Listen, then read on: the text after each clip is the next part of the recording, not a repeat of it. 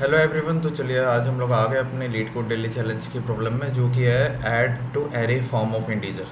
The array form of integer num is an array represent its digit from left to right.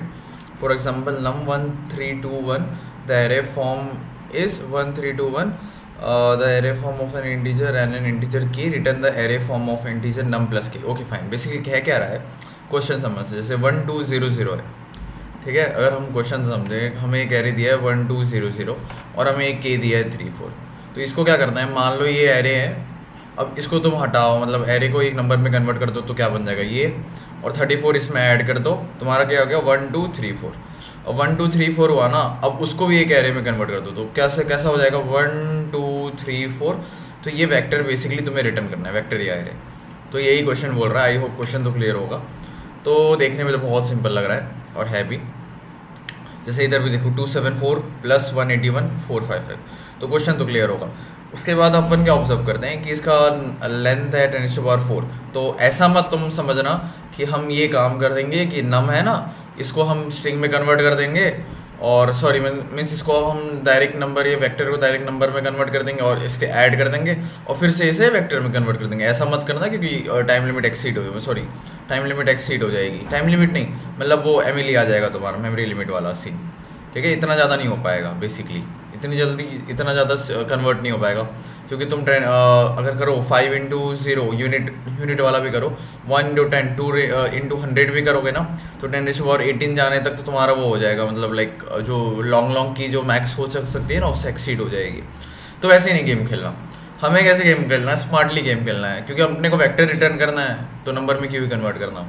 तो हम लोग कैसे करेंगे, बड़ा सिंपल रखेंगे 34, इसको ये तो है ही वेक्टर, इसको स्ट्रिंग के फॉर्म में रख लेंगे।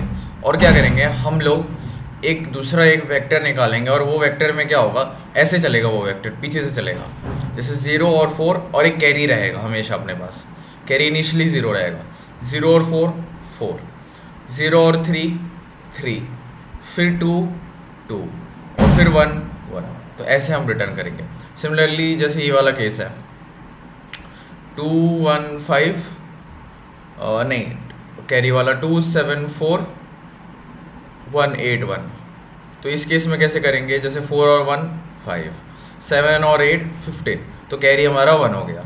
तो कैरी हमारा 1 और 2 और 1 3 4, तो आंसर हमारा आ गया। सिमिलरली अगर ऐसा केस आ गया कि तुम्हारा स्ट्रिंग वेक्टर ये है और ये इसकी वैल्यू है तुम्हारी 10,000, तब उस केस में कैसे रखोगे, तो उस केस में ऐसे करना है, जैसे ये कर लिया मैंने और 0 रख लिया, तो हमें क्या एंड तक जाना ही है दोनों स्ट्रिंग में किसी की भी, 0 0 0 0 0 0 1।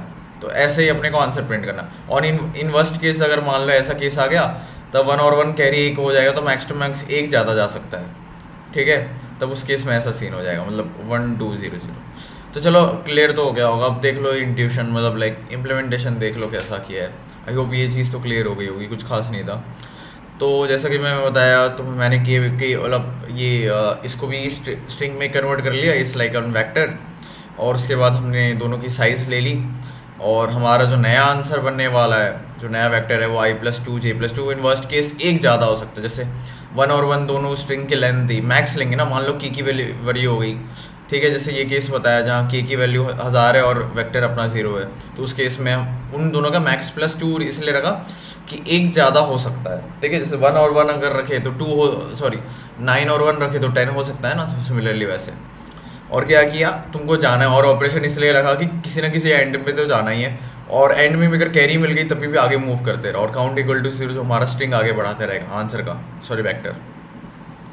सम जैसे मैंने बोला 0, अगर i > 0 है तो नम i, अगर j है तो इसको कर दिया, मतलब एक तरह से तुम्हारा मैंने k का और उसका डिजिट को ऐड किया, और फिर मैंने कैरी भी प्लस कर दी।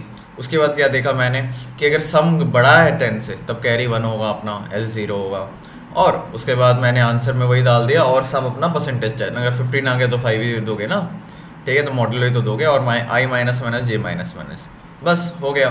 और ये केस क्यों रखा हूँ, क्योंकि मैंने ना इनिशियलाइज सबको मतलब वेक्टर 0 से कर दिया था ना, तो उसमें क्या करना है, उसको हटाने के लिए मान लो तुम्हारा पहला ही 0 आ रहा है लास्ट वाला, मतलब वो बेसिकली ये बता रहा है कि ये वाला, क्योंकि हमने क्या एक ज़्यादा रखा है ना, एक ज़्यादा उसकी स्टोरेज रखी है ना, तो मान लो 4 5 आ गया, 4, मान लो वेक्टर की साइज़ है 4 और आंसर अपना 3 ही आए, 3 ही डिजिट में आएगा 350, तो ये रिटर्न ऐसे कर देगा 0350। तो पहले वाले 0 को हटाने के लिए हमने क्या कर दिया, उसको पॉप बैक कर दिया और फिर रिवर्स कर दिया बेसिकली, क्योंकि ये रिवर्स में ही आएगा इनिशियली, मतलब ऐसा सीन आ जाएगा। ठीक है, तो ऐसा इसको हटाने के लिए हम लोग ने ऐसा किया। ठीक है, तो रिवर्स उसके बाद कर दिया और उसके बाद आंसर रिटर्न कर दिया। सो आई होप ये क्वेश्चन तुम्हें क्लियर, मीन्स आंसर तो क्लियर हो गया होगा। जस्ट सबमिट किया था, रन टाइम आया था, पता नहीं कुछ था इशू। फाइन, तो चलो आज के लिए इतना ही, गुड बाय, थैंक यू।